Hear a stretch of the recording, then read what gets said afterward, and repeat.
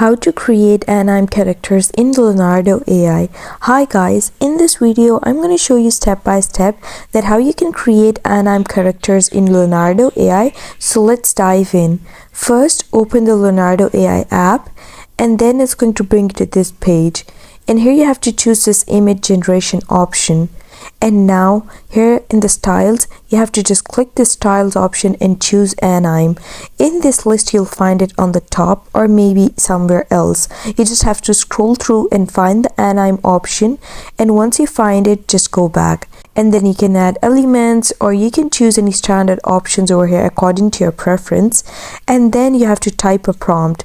You have to just write a girl or anything that you want, the way that you want your character to be, and then you have to click generate.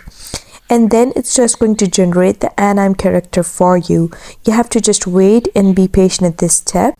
And now here you can see that my generation has been completed and that's my anime character. It has been created.